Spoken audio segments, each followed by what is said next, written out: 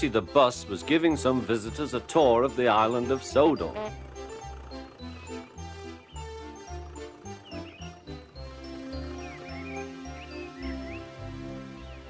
It was their last afternoon, and Edward was preparing to take them to meet Bill and Ben.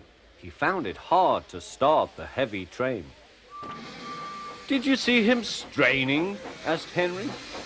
"Positively painful," remarked James. "Just pathetic," grunted Gordon. "He should give up and be preserved before it's too late." "Shut up," burst out Duck. "You're all jealous. Edward's better than any of you." "You're right, Duck," said Boko. "Edward's old, but he'll surprise us all." "I've done it, we're off! I've done it, we're off!" said Edward as he finally puffed out of the station.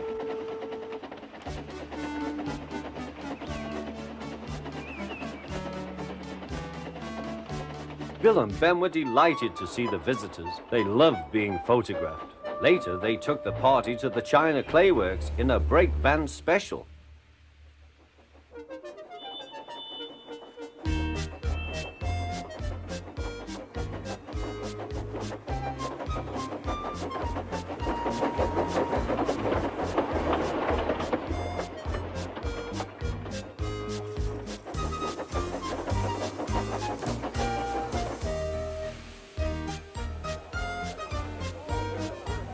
Everyone had a splendid time, and the visitors were most impressed.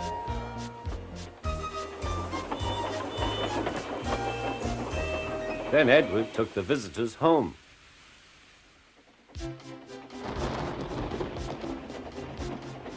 On the way, the weather changed. Wind and rain buffeted Edward. His sanding gear failed, and his fireman rode in front, dropping sand on the rails by hand. Suddenly, Edward's wheels slipped fiercely. With a shrieking crack, something broke. The crew inspected the damage. Repairs took some time. "One of your crank pins broke, Edward," said his driver.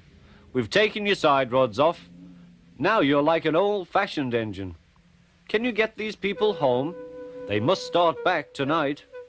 "I'll try, sir," promised Edward.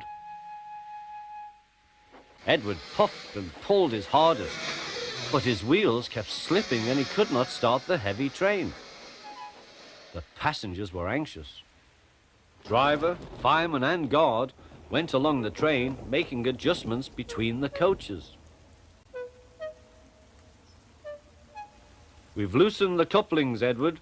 Now you can pick your coaches up one by one, just as you do with trucks." "That will be much easier," said Edward. "Come on," he puffed, and moved cautiously forward. The first coach moving helped to start the second, and the second helped the third.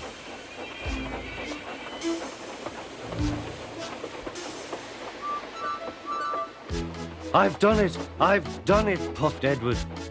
"Steady, boy," warned his driver. "Well done, boy. You've got them! You've got them!"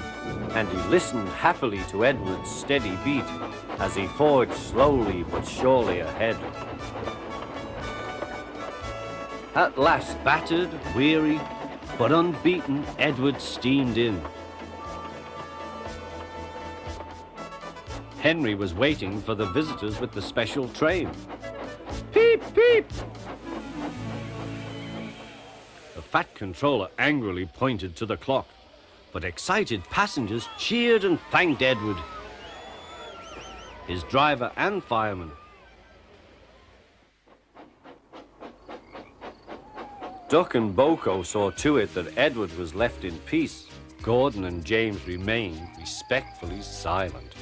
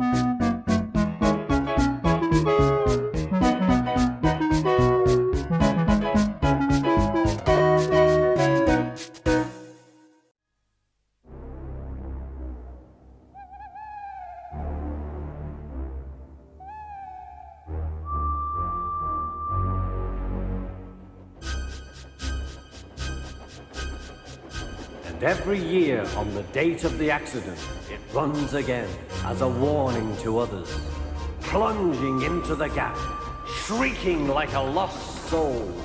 Percy, what are you talking about? The ghost train. Driver saw it last night.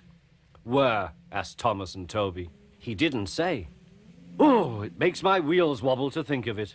Huh, said Thomas. You're just a silly little engine. I'm not scared.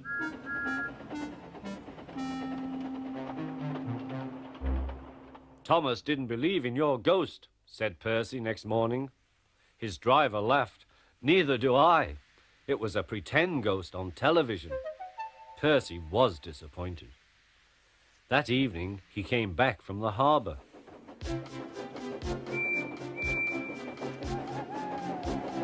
Percy knew where he was, even in the dark. Crow's Farm Crossing. We shan't be long now.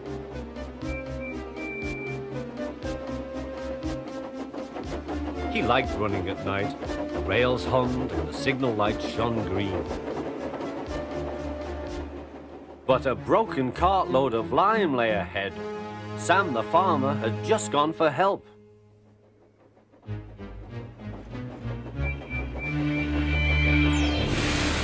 Percy broke the cart to smithereens.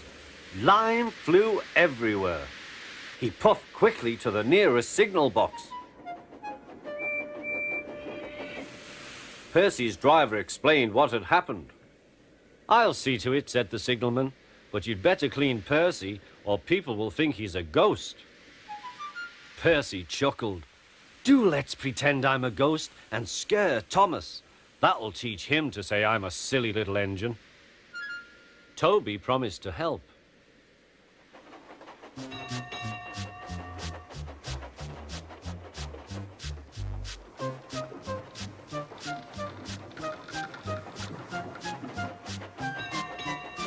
Thomas was being oiled up for his evening train. Percy's had an accident, cried Toby. Poor engine, said Thomas. Botheration! That means I'll be late. They've cleared the line for you, but there's something worse. Out with it, Toby.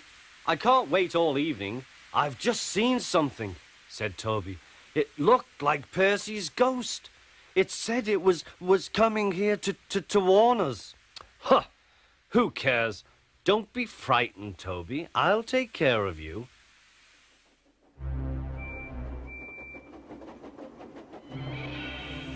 Pee, pee, pip, pip, pip, pee.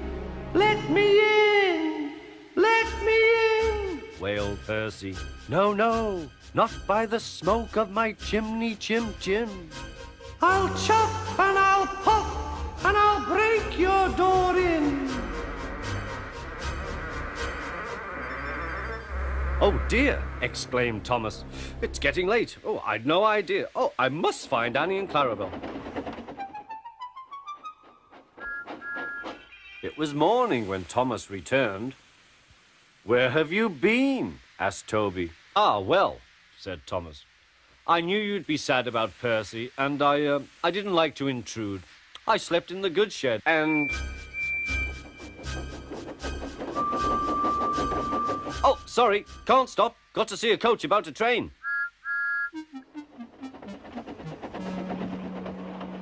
Percy was none the worse for his adventure and was still enjoying himself enormously. He had heard everything. Well, well, well, what do you know about that?